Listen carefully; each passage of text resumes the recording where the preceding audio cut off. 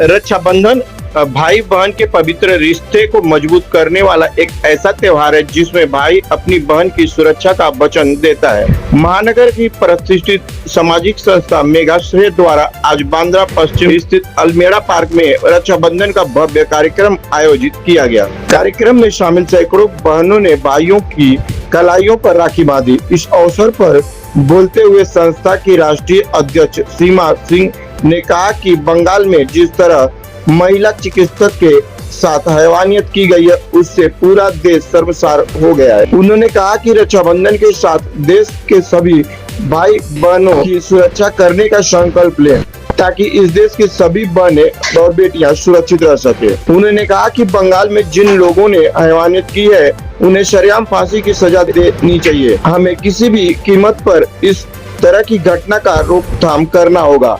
श्रीमती सिंह ने कहा कि आज देश की जनसंख्या को सुरक्षित जीने का अधिकार मिलना चाहिए। इस अवसर पर श्रेयस सिंह तथा डॉक्टर मेघना सिंह विशेष रूप से उपस्थित रहे। मैम, क्या कहना चाहोगी, कैसा रहा यह रक्षाबंधन का अनोखा त्योहार आपके यहाँ पे? रक्षाबंधन का त्योहार बहुत उत्साह और बहुत खुशी का त्योहार है और पूरे साल हम सब बहनें बेटियां इस त्योहार का इंतजार करती है। बट पता नहीं इस साल जो घटना घटी है वो कहीं ना कहीं हर बहनों को झकझोर दिया है। उनकी सुरक्षा को लेकर वो कितनी सुरक्षित है, हर कोई डर गया है। एक डर सा माहौल है। सेलिब्रेशन है, हमारी प्रथा है, हम सब मना रहे हैं, बट जो उत्साह होता था कहीं ना कहीं वो उत्साह हम में नहीं है। तो आज मैं अपने सारे देश के जितने भी भाई हैं उनसे मैं आग्रह कर रही हूँ, मेरा बेटा है, मैं उन्हें उसको भी ये सीख दी है कि आज के दिन हम बहनों को हमेशा उपहार देते हैं कुछ ना कुछ। इस रक्षाबंधन हमें उपहार देना है, हमें ये वचन देना है कि हम अपनी बहन की सुरक्षा का जिम्मेवारी लें। अगर हर एक भाई अपनी बहन को सुरक्षा का वचन देता है, उनको सुरक्षित रखता है, तो हमारे देश में ऐसी घटना नहीं घटेगी। कोई भी बहनों के साथ ये दुर्भाग्यपूर्ण घटना नहीं घटेगी। आए दिन दरिंदगी हो रही है कहीं ना कहीं बहनों के साथ। कलकत्ता का ले लीजिए, तो उस पे आपकी क्या प्रक्रिया होगी, कैसे रोका जाए?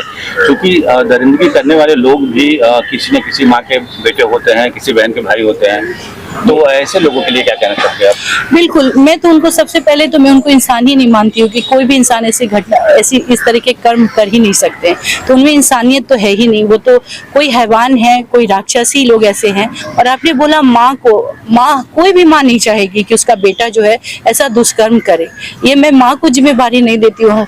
कोई भी माँ होगी वो चाहेगी कि उसका बेटा इस तरह के कर्म नहीं करे। बट हाँ, ये उनकी सोच का कमी कहाँ रह गया है कि ये घटना घट रही है। तो ये देश के गवर्नमेंट के, ये हमारे जो भी है कानून जो है उसे बदलने की समय है। आप बाहर के देशों में देखेंगे अगर किसी ने रेप किया है उसको सीधे उनको फांसी की सजा दी जाती है।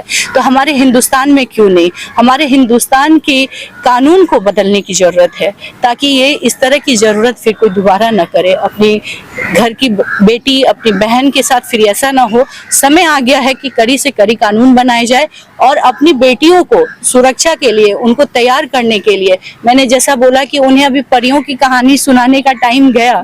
घोड़े पे सवार होके तुम्हारे लिए कोई राजकुमार आएगा, ये ख्वाब दिखाने का समय गया। आज समय है उनको स्ट्रांग बनाने का ताकि वो अपनी लड़ाई खुद लड़ सके। हम लोग जस्टिस ये 2 महीना 3 महीना ये सब चलता है, हम लोग बहुत दुख फील करते हैं और फिर कहीं ना कहीं जाके ये स्टोरी बंद हो जाता है, चैप्टर बंद हो जाता है, फिर एक नई घटना घटती है। तो समय है अपने आप को, कलयुग के समय में हमें खुद काली और दुर्गा बनने का समय है। अभी वो समय गया, अभी कोई कृष्ण नहीं बचा जो आपकी आबरू बचाने के लिए आने वाले हैं। तो समय है तो खुद को सुरक्षा, अपने को दुर्गा बनाना है और काली बनाना है। तो मैं अपनी हर बेटियों को सुरक्षा के लिए उनको इतना मजबूती देना चाहती हूँ ताकि वो अपनी सुरक्षा खुद कर सके।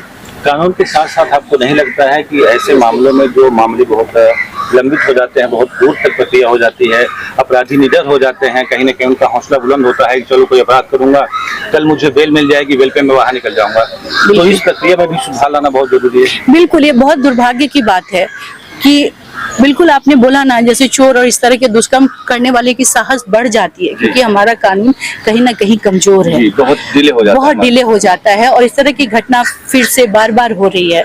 और हम लोग कहीं ना कहीं कितना भी हिंदुस्तान आगे बढ़ रहा है, विकसित हो रहा है, लेकिन ये एक ऐसी चीज है जो ये घटना जिसके साथ हुआ सिर्फ वही नहीं, हम जैसी माएँ भी कहीं ना कहीं डर जाते हैं। हमारी भी बेटी है, हमारे भी इतने सारे आप बच्चे देख रहे हो मेरे फाउंडेशन में, गर्ल्स है, डर जाते हैं हम। कई माएँ हम लोग रात भर, हमारी भी बेटियां रात में ड्यूटी, हॉस्पिटल में ड्यूटी करती हैं, जब तक वो घर नहीं आते हैं हम लोग चैन की नींद नहीं सोते हैं कि घर आए। तो समय है, कानून को बदलने की जरूरत है और बहुत जल्द बदलने की जरूरत है, ताकि ये विचार किसी के मन में ना आए, इतनी कड़ी कानून बने ताकि कोई इस तरीके के कार्य करने के लिए सोचे भी नहीं। सीमा सिंह का जो फाउंडेशन है, थोड़ा सा उस पर नजर डालना चाहूंगा। मैं जानना चाहूंगा क्या कुछ चल रहा है इन दिनों फाउंडेशन में। वैसे आपको गरीब बच्चों को मूवी दिखाते हुए अच्छे अच्छे थिएटर्स में ले जाते हुए देखा गया है।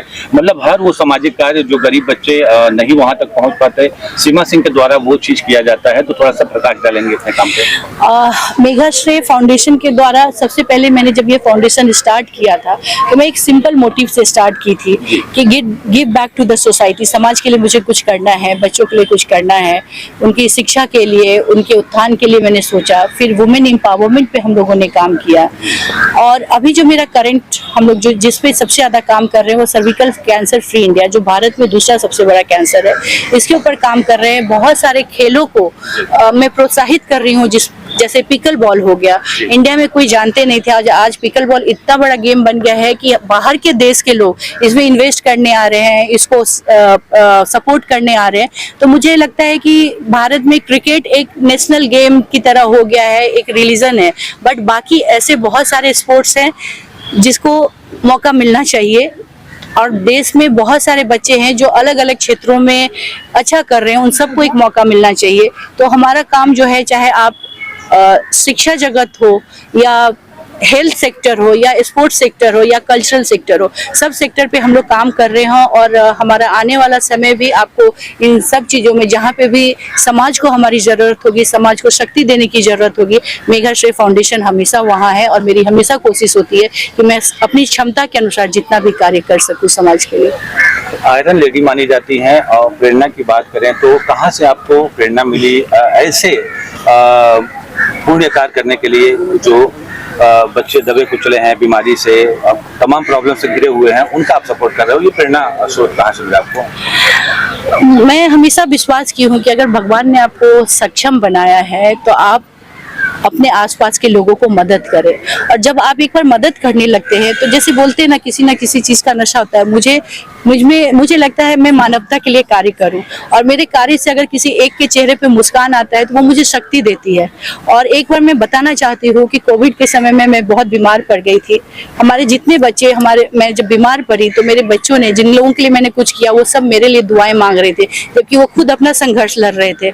उस समय से मैंने संकल्प ही लिया कि नहीं, मुझे यही करना है, मुझे समाज की सेवा में आना है।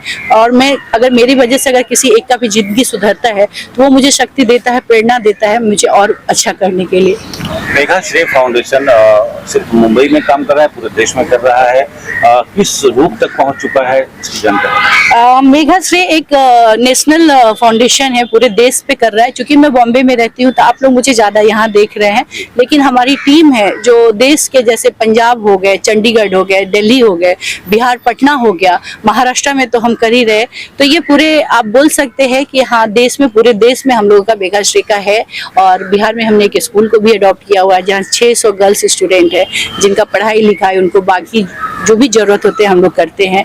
और मेरी कोशिश रहेगी कि हमारा टीम और स्ट्रांग हो, हम लोग और मजबूत बने, सक्षम बने, ताकि हम सबके काम आ सके। सीमा सिंह का पैतृक गांव कहाँ है और मुंबई में आके लोगों की सेवा कर रही है? मैं पटना से हूँ, बिहार से हूँ, और मेरा बचपन बिहार में गुजरा है, पटना में। शादी के बाद मैं बॉम्बे आई और भगवान का बहुत कृपा रहा। मैं बहुत ब्लेस फील करती हूँ कि मैं एक ऐसे सक्षम परिवार में आई जिन्होंने मुझे प्रोत्साहन दिया, मुझे शक्ति दिया अच्छे कार्य करने के लिए। तो मैं ऊपर वाले की बहुत शुक्रगुजार हूँ कि मुझे एक अच्छे फैमिली, जो मुझे अच्छे कार्य के लिए हमेशा सहयोग दिए और प्रोत्साहित किए। नीतीश जी से आपकी मुलाकात हुई कि नहीं हुई, और नहीं हुई तो कब होगी? क्योंकि नीतीश को भी प्राउड की बात है कि उनकी बहन बेटी आज मुंबई में, क्या पूरे देश में सेवा कर रही लोगों की, तो उससे क्या कहना चाहोगे? बिल्कुल, बिहार के ऐसा हम लोग, जैसा मैंने बोला कि हम लोग बहुत ब्लेस्ड हैं। बिहार में हमारे परिवार को बड़े सम्मान से जाना जाता है। जिस परिवार को मैं बिलोंग करती हूँ, वहाँ कोई भी पॉलिटिशियन हो, कोई भी क्षेत्र के लोग हो, मेरे परिवार को जानते हैं। मैं हर जगह आपको, मैंने अपने परिवार का बैकग्राउंड नहीं बताती हूँ, मैं सीमा सिंह के नाम से मुझे जाने। और हाँ, आपने सही बोला कि मैं बिहार की बेटी हूँ, मैं कर रही हूँ, और उनको भी मालूम है, लोगों को मालूम है कि मैं इसमें काम कर रही हूँ, और आज ना कल तो मालूम चलेगा।